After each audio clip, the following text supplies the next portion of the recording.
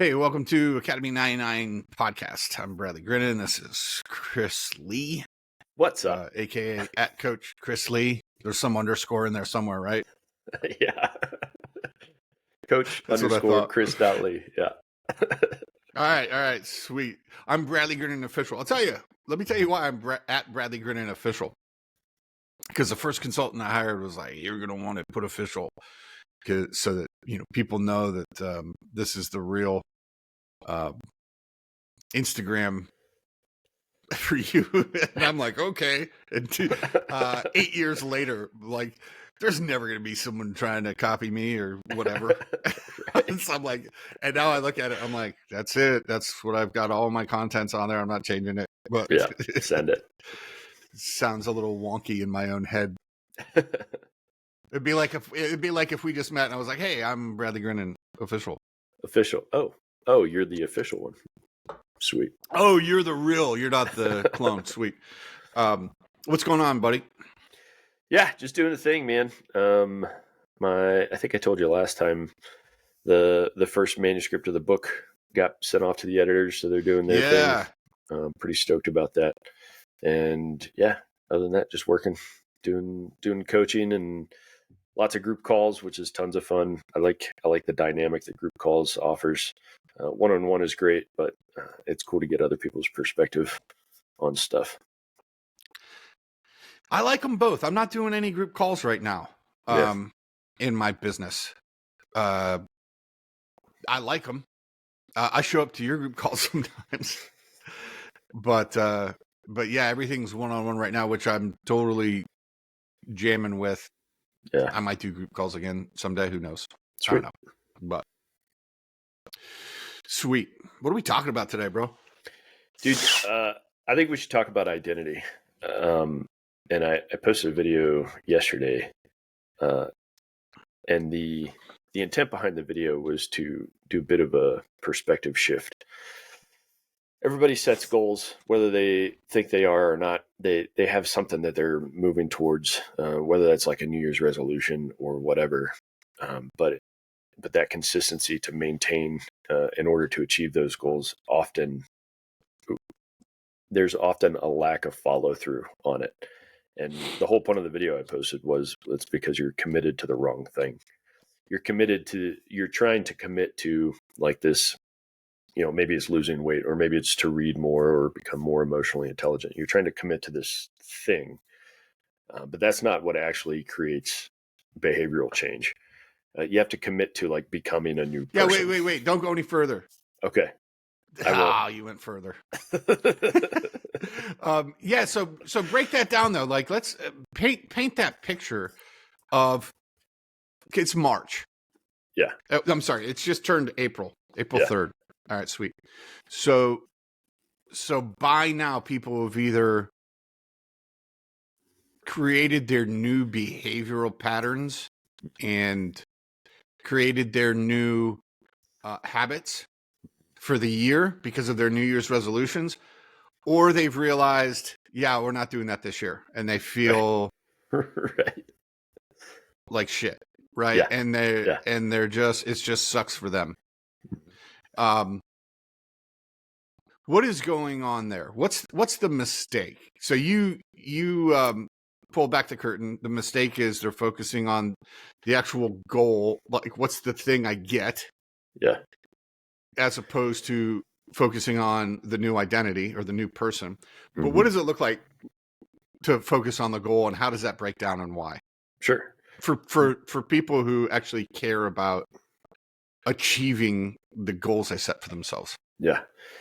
And don't get me wrong, I think goal setting, particularly when you do it well, is a vital part of this growth process, right?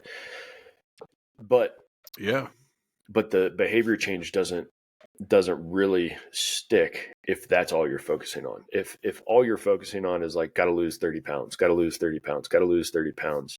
It's like this external factor that you're almost at war with. Scott Adams pointed out that Scott Adams is like the illustrator for the Dilbert comic from years ago, but he's also written a couple of books. But I kind of like his take on goal setting. He's like, dude, I don't set goals. What I do is I create systems in my life to achieve the life I want, right? And the reason behind that is if you've set a goal, you fail over and over and over again until you've achieved the goal, and then finally you've achieved some success, right? And he's like, I just don't like that model for my life, and there's some truth to that for sure. But Huh. in my opinion, goal setting is incredibly important because you as an individual have to dictate the direction of your life.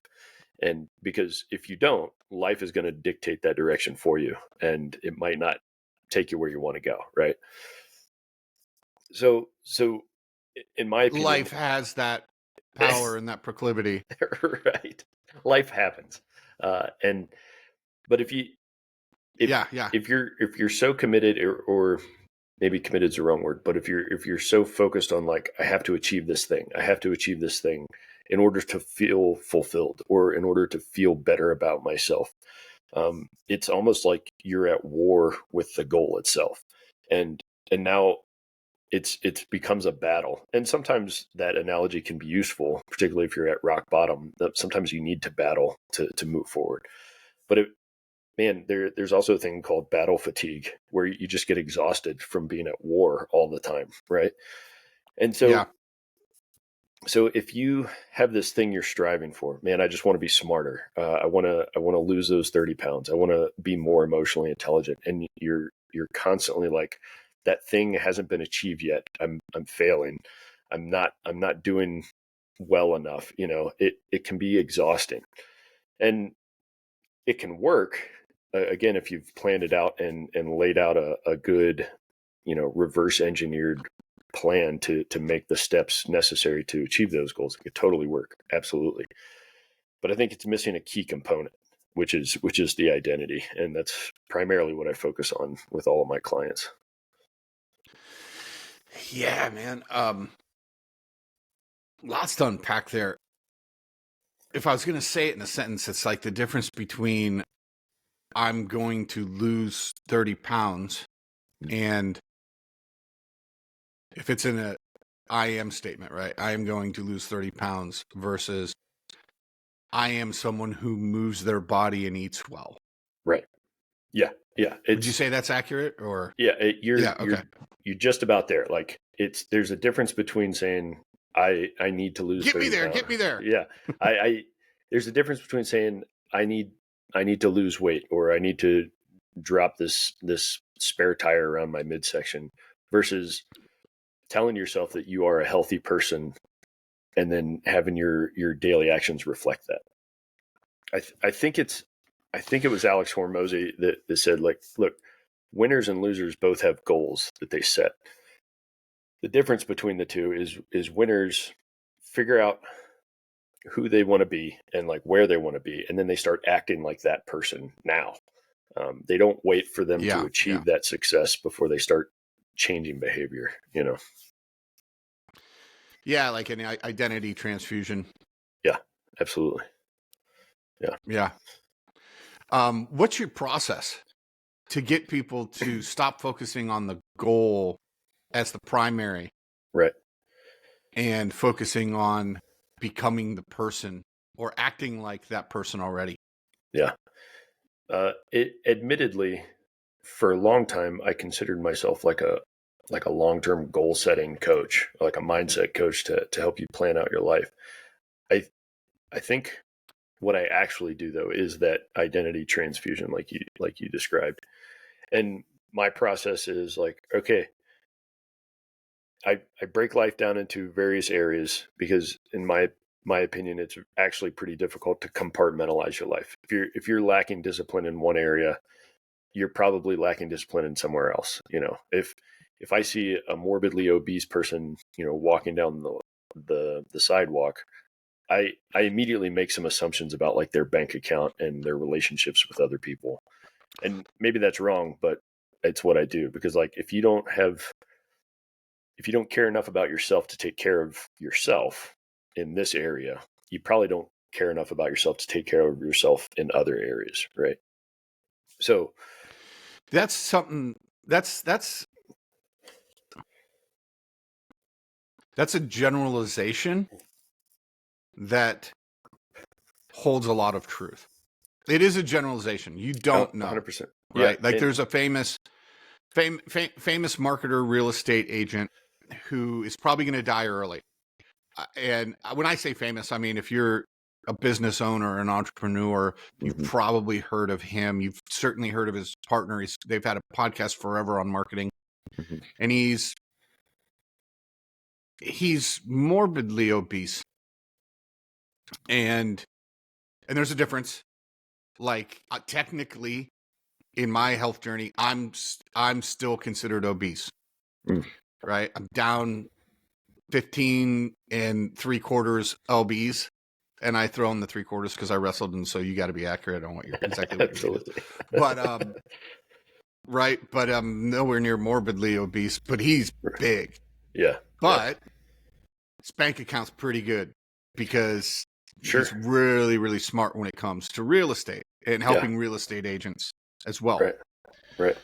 So it's not totally true, but you can also there's a guarantee that there are other areas of his life that lack discipline as well. Right. He's just really, really good at this one thing. Sure. And hasn't been able to transfer those skills into other areas of his life. But in general, man, I don't fault you. I think there's a lot of truth in that generalization. Yeah. At least from my personal experience and experience with clients and just people, you know. Yeah. And yeah, full disclosure, there are certainly outliers that disprove my statement for sure. But of course, generally speaking, in general, yeah. I agree with you. So what do I do then? What do I do when somebody comes to me and says, "All right, help me plan out my life"? I say, "Cool. We're gonna ignore goals for just a second," and they immediately get a little confused because that's why they hire me. Yeah. But I say I walk them through this like visualization exercise. I'm like, okay, imagine 5 years from now, everything in your life is perfect and everything is going exactly the way you want it to be going. And in the following 5 areas, picture yourself in each of these areas. And again, everything is perfect. Everything's going smooth, exactly the way you want. And from that future vision of self, create 5 present tense I am statements. And so, for example, the 5 areas that I work primarily in are mental, physical, emotional, social, and financial.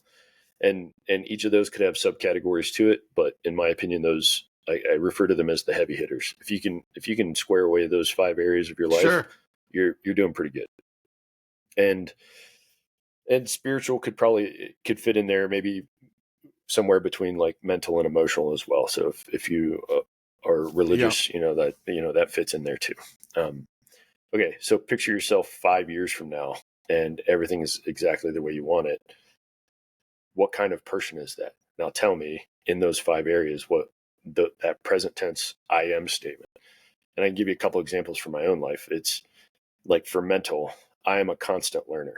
So as I picture myself 5 years from now, I want to be the guy that's constantly seeking out new information and new skills to apply to my life to make my life more interesting, better, easier, more fulfilled. That's the kind of guy I want to be. And so if I picture myself as that individual, then I need to adjust behavior to start acting like that guy, right? Does that kind of make sense? Yeah. Yeah. Oh, it makes perfect sense, man. I mean, I do a similar. Yeah. Yeah. So I walk them through each of those and each of those 5 areas. And the reason I started doing that was years ago. Before I joined the Army, I had a significant amount of student loan debt kind of looming over my head. And when I joined the Army, part of the reason I joined was to have some financial security to be able to start tackling that debt. And when I joined and became active duty, I called up the loan companies like, hey, I just joined the military. What's my monthly payment plan going to look like from now on? They were like, hey, you're active duty. Don't even worry about making a monthly payment. We'll just defer that to when you get out. I was like, oh, dude, that's great. Thanks. You just saved me several $100s a month, right? What what they didn't tell me was I was still accruing interest the whole time. And so right around you work for the government and the government biggest con men ever. Right. I get exactly. Yeah. So I was not stoked. Every time I checked that balance, it was just getting bigger. And I'm like, what is going on here? Well, right around 2018, I went through this period where I was just fed up with my lack of financial education. Like I was just dumb with money and how it worked. And so I refused to stay that way. So I just started reading every book I could get my hands on regarding, finances, personal budgeting, investing, that type of thing. And one of those books happened to be Think and Grow Rich by Napoleon Hill. And the whole premise behind that book is visualizing, picturing the future that you want, and then making a commitment to that future identity of what it is that you want to achieve, and then doing it. And as a result, and I tell all my clients this story, but as a result from reading that book, I found a financial positive affirmations track on like SoundCloud or YouTube or something. And I started listening to it. And the affirmations were things like, I'm really good with money and I pay all of my bills on time and I take joy in paying my bills. And the reason I started listening to it is again to kind of steer my mind into the vein of that's who I am now, right? But admittedly, when I first started listening to it, I was like, this is the dumbest thing I've ever heard in my entire life. This is so stupid. That's how it works. That's how it works. Yep. But I just committed to it, and I started listening to it on my walk to work. I started listening to it while I was at work. I just threw my headphones in, and I listened to it on my walk home. And literally for weeks, it was every single day. And after a while, I was like, you know what? Maybe I am good with money. Maybe I do pay all of my bills on time, and I take joy in doing that. And then one day something clicked, and I just got fed up with having that student loan debt, and I just started attacking it. I threw every spare dollar I could find at that debt. I sold a couple of motorcycles, and all that went to that balance. And every time I paid a little bit on that debt, I took a screenshot of the new balance, and that became the lock screen on my phone. And so every time I picked up my phone, I had to look at it and say, all right, I'm making progress. I'm not where I want to be yet, but I'm getting closer. And within 12 to 14 months, I was able to pay off that whole student loan. So now I don't have any student loan debt anymore. Yeah. So the phone lock screen was this constant reminder of I am becoming who I want to become. Exactly. And the reason I tell all of my clients that story is because they not all of them, but some of them, particularly the veterans I work with, they're like, this is kind of silly, Chris, coming up with these I am statements for these different areas of your life. Like there's an intent behind it. The more you can pound into your subconscious mind that you are this new identity that you're striving for. And again, it's important to say it in the present tense as if it's already happened. The more you can do that, the more the subconscious is like, oh, well, I guess this is reality now. I'll change behavior to match it accordingly. It's just a fact. It works. It does. Mantras work. I am statements work. They just do. I mean, you are rewiring your brain. I love the analogy of a frontiersman and starting to run a wagon wheel path in your brain. Yeah. Right. From your hypothalamus to your anterior cingulate cortex, back and forth and back and forth. And eventually your thoughts slide into that wagon wheel rut. Yeah. Yeah. And, you're getting into your subconscious. Yeah. I like how I just pointed to the hypothalamus, like, oh, everyone can see it right here. Yeah. But true. I mean, it's just, it absolutely does work. And it's probably one of the most simple skill sets to hone, one of the easiest skill sets to hone. It just takes determination. Yeah. Like, this is what I'm going to do, and I know how dumb this sounds. And by the way, I consistently use I am statements. I consistently use mantras, and every time I create a new one, my amygdala goes, "This is so stupid, dude. You're so dumb." Right. And I'm like, "You're gonna lose, amygdala. You're going down." Right. I am stronger. Yeah. And it's important to talk to yourself in this kind of way, or to restructure, like you said, that those brain pathways. Because, I mean, another analogy I mention is when Olympic athletes, when they're getting ready to do their gymnastics routine or their ski run or whatever, they visualize it, their whole routine, over and over and over and over in their brain, because like, let's be honest, the brain is really just like this pile of meat inside your skull that's floating, and it's just taking in information, and it can't really tell what's real and what's not. And so the more you give it the information that you want it to have, like the visualization of the ski run or the gymnastics routine, or that I'm financially independent and financially free and stuff like that, it just takes it in as information, and it's like, oh, well, I guess this is what we're doing now. This is just another repetition in becoming stronger in the area that I want. Yeah, and if you don't believe that statement, I've got a real simple proof that you can exercise yourself. Go to sleep and have a dream in which you can't tell what's real and what isn't. You can't when you're dreaming. Now, you can lucid dreaming depending on, where you're at in your sleep cycle, and, where your brain is in terms of wavelengths. Yes, you can at some point go, oh, I'm dreaming, but that would be the same as literally, so, this is a dream. I know in dreams before I've made myself fly, I'm going to fly out of the situation.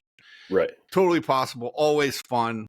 Yeah. That's a whole nother podcast episode about the nightmares I had and how I got out of them when I was young. But having a lucid dream is the same thing as listening to this podcast right now and going, oh, I'm going to create some new I am statements, because what my brain thinking does not have to be, what my brain is, how it's functioning does not have to be my reality. Exactly. Yeah. Yeah, absolutely. Yeah. The other analogy that's used often is, I don't know if you're familiar with it, the elephant and the rider. Are you familiar with this? So the rider is the conscious brain, and the elephant is the subconscious. Okay. Yeah. Right. And so oftentimes, I don't know if you've ever ridden an elephant before. I haven't, but this is if the elephant wants to go somewhere, the rider is not going to be able to stop it. Right. And so what you have to do is really train the elephant with like some rewards for getting to where you want it to go. Yeah. So that once the elephant is used to that path, let's say you're going to take a 2-hour elephant drive, which people have done, particularly in history, when it's the mode of transportation in a region. Once that elephant's trained, the rider doesn't have to steer it or try to direct it. It's just that's where it's going. Mm-hmm. Or if you've ever been on a horse, this has happened to me on several occasions. Riding a horse, there's a noise at the barn. Someone opened the barn door. Dude, no matter what I do, I'm just riding that horse into the stable. That's because that's where it wants to go. It's like, I'm done with this. I'm done with you, and I'm going. Yeah. And it's like, okay, that's where we're going. That's a great picture of addiction, actually. Yeah, for sure. But the subconscious is so trained. Mm-hmm. Sorry. Keep going. No, you're spot on.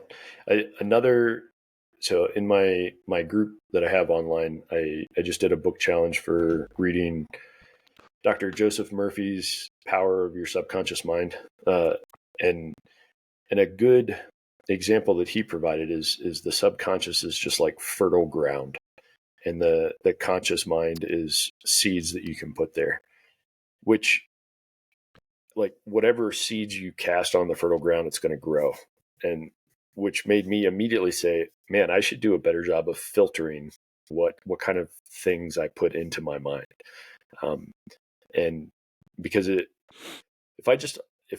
there's zero filter and I just allow anything into my mind, it's planting seeds into my subconscious that is then dictating behavior down the road. And so why not take the reins of that and be very intentional with the kind of thoughts and the kind of material that I consume in order to set my mind up for success and build the life that I actually want instead of just being reactive to life. You know? Yeah. I mean, so one of my core values is healthy relationships. Mm-hmm. So I've never seen a full episode of the Kardashians for that very reason. Right. Yeah. No, that's great. But yeah, or The Bachelor. Right. Yeah. I agree. And listen, if you watch those shows and you take offense to what I just said, I mean, good. You should be offended. Yeah, we're probably not close. But, like, yeah, I mean, that's funny, but there's some reality to it. If you are intentionally putting into your mind fabricated drama for reality TV, like, what is that doing for your then external behavior that your subconscious is dictating? Yes, 100%, 100%. Environment too. I mean, that's direct input into your brain, but it's also your environment. Yeah. But that goes for, so if we're going to speak about the subconscious, our environment from growing up, Mm-hmm. that was unintentional. Sure. Yeah. Unless your parents were really intentional. Right. Like, for example, my dad was really intentional about showing us, literally showing us that he cared for us, loved us, protected us, and provided for us. Right. Beyond any other man I've ever known.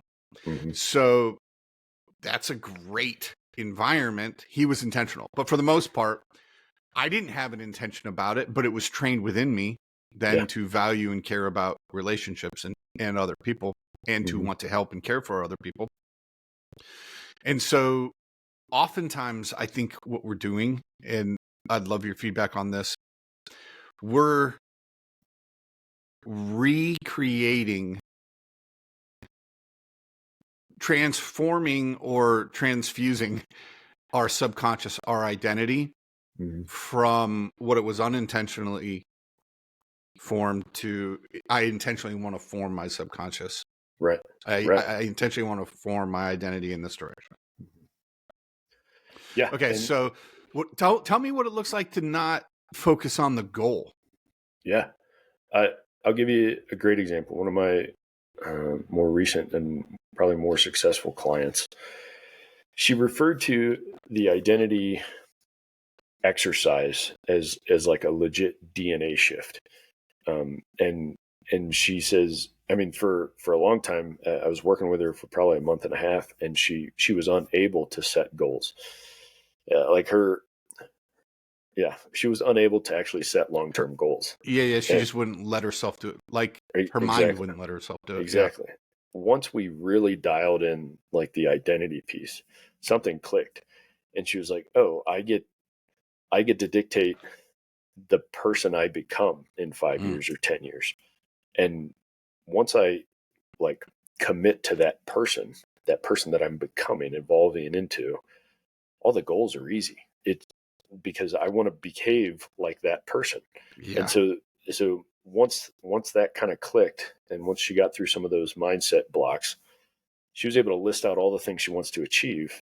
And she says it, once she really owned the new identity that she's becoming, the behavioral change was super easy. Sticking to, like, she doesn't even consider herself as one who diets. She just eats better, because that's the kind of person she wants to be. She Right. isn't one who is doing like a fad workout. She just works out because that's the kind of person she wants to be.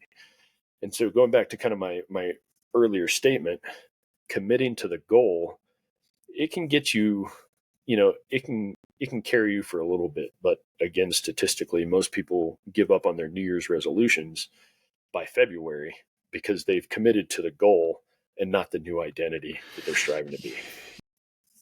I know this one really well. I used to never set goals. And the reason why I never set goals was not altruist. Mm-hmm. Setting a goal was a tangible way for me to know I was going to fail. Yeah. Like I'm just like, why would I set goals? So why? And then tell people about it so I can be embarrassed because Right. I didn't hit my goal. And by the way, I am continually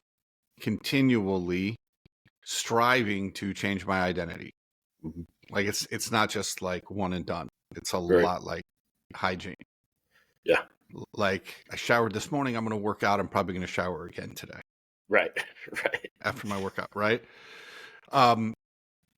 So it's not just like, oh, I took a shower in January. Right.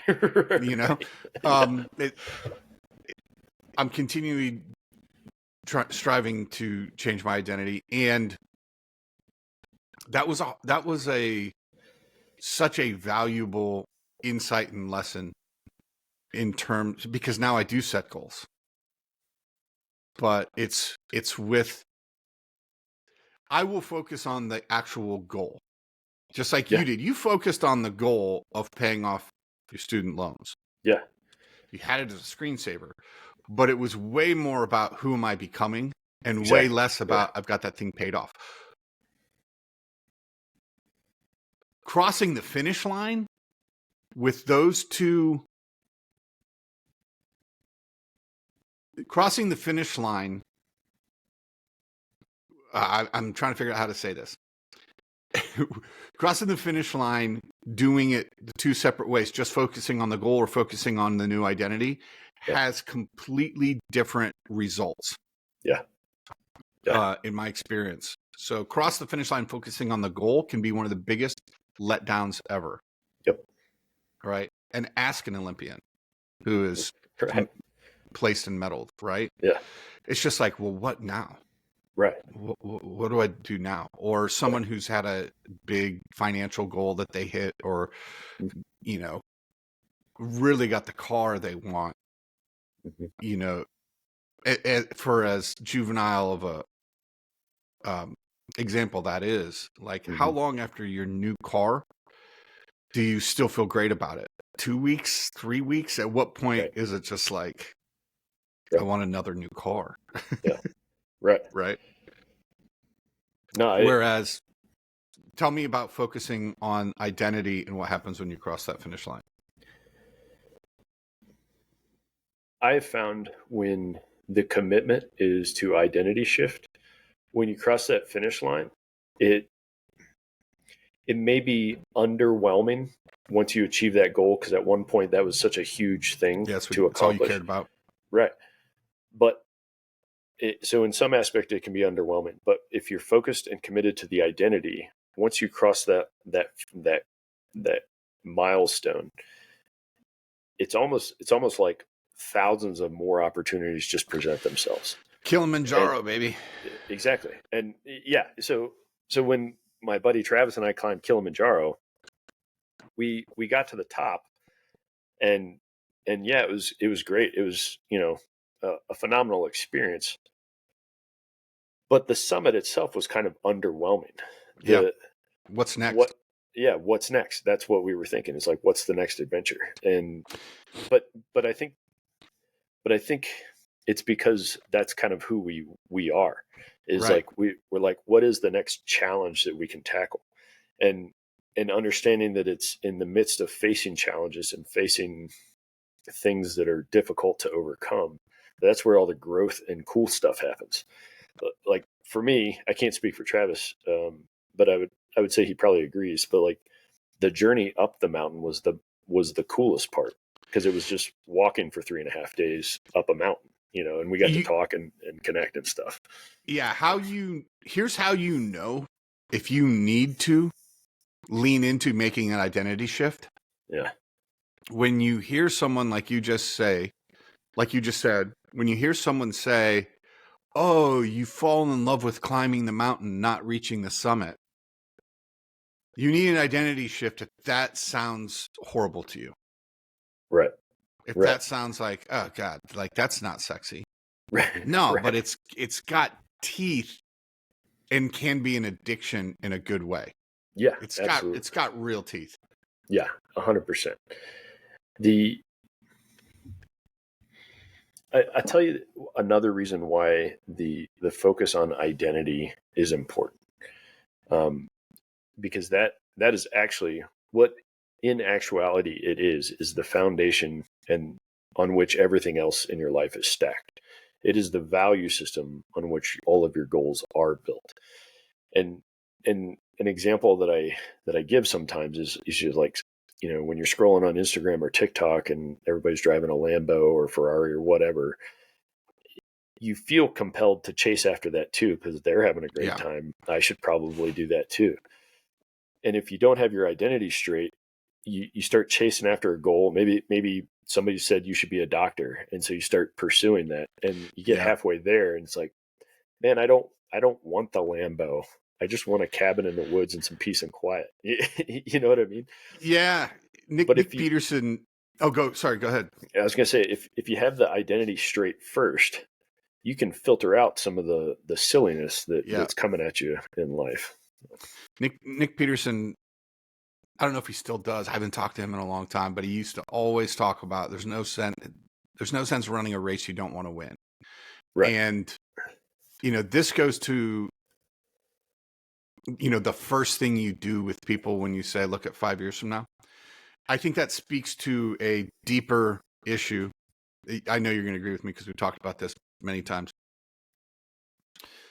Everyone has expectations for you, and those are formed for you. Your parents, your first, nuclear family, your faith. If you're a faith person, if you're not a faith person, I still call that like a faith of sorts, right? If society, culture, the school you went to, if you were on a sports team or in a club, everyone has all these expectations. Your friends have expectations for you, even if they don't verbalize them. Yeah. And you end up living everyone else's agenda for your life, which is a horrible existence once you realize that. Yeah. You may not realize it, and so it doesn't feel horrible, but you've got this deep underpinning of I'm not satisfied, I'm confused, or always overwhelmed. Getting people to the place where they actually understand what they truly want is that first step. Mm-hmm.